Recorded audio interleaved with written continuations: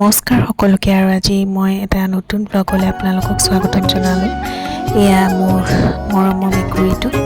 সি একদম ৰ'দ পোৱাই আছে, যিহেতু ঠাণ্ডা বতৰ সেইটো কাৰণে একদম ধুনীয়াকৈ সি ৰ'দ চ'দ লৈ আছে একদম। আৰু ময়ো যিহেতু মোৰ অকণমান চৰ্দি আৰু কাহ লাগি হৈ আছে, সেইটো কাৰণে মই অকণমান বাহিৰত আহিছোঁ ৰ'দ ল'বলৈ।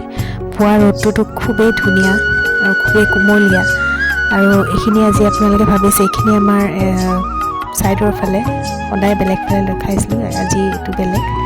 তাৰপিছত মই মোৰ সেই টুকটুক মেকুৰীটো তাইক বিচাৰি আছোঁ। তাই ক'ত বা আছে, ৰাতিপুৱা আহিছিলে, তাইক নেদেখিলে কিবা মোৰ একদম মনটো ভালেই নালাগে। মেকুৰী হয় যে সেইটো কাৰণে মানে সিহঁতে য'ত ত'ত ঘূৰি ফুৰে আৰু তথাপি মই ৰখি আছোঁ কেতিয়া আহিব। তাইক এবাৰ নেদেখিলে মানে মোৰ একদম মানে মনটো বেয়া লাগি যায়। আৰু এয়া মুৰ্গী, এইটো নতুন সদস্য দেখিছে।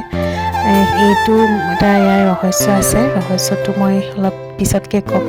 এয়া মোৰ মেকুৰীটো আকৌ এইখিনিতে আহি মই কেমেৰা কৰি আছোঁ নহয়, সি একদম ধুনীয়াকৈ চাই আছে।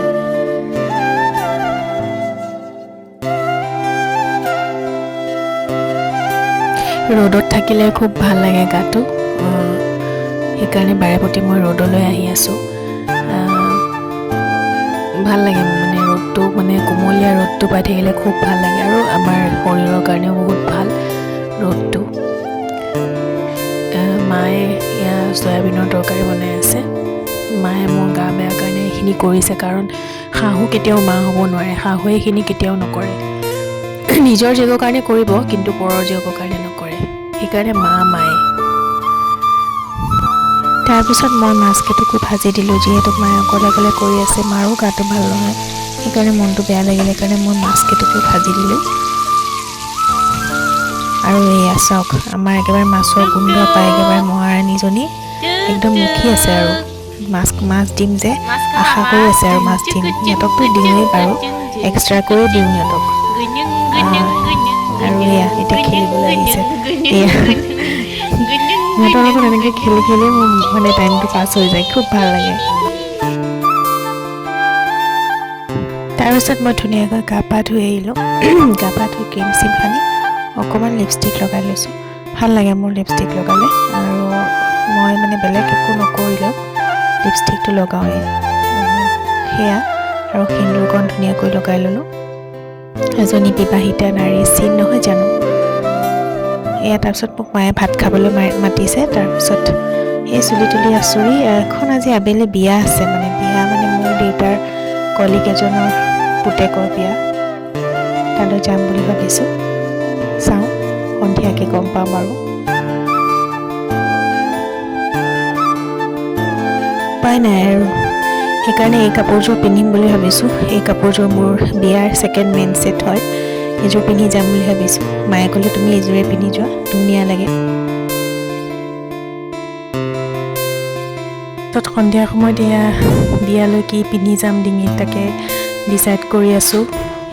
আৰু মানে কি কাপোৰযোৰ যিহেতু মোৰ গৰ্জিয়াছ হয়, সেইটো কাৰণে মই চিম্পল পিন্ধিম ডিঙিত, সেইটো কাৰণে চিম্পলযোৰে ল'লোঁ।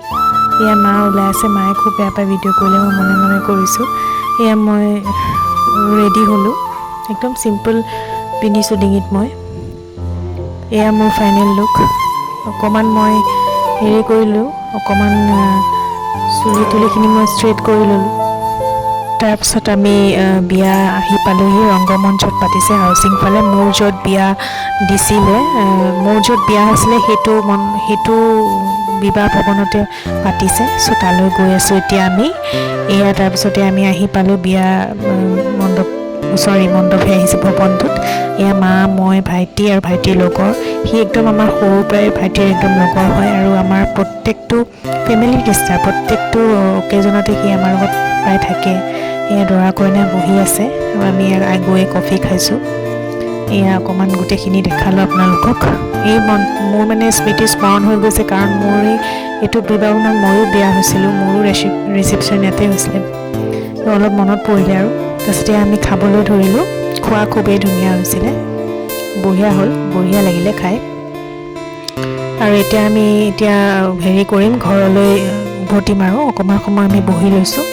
বহি অকণমান সময় কথা চথা পাতি তাৰপিছত যামগৈ। আজিলৈ ইমানেই, আকৌ নেক্সট ভিডিঅ' লৈ আহিম। Bye bye.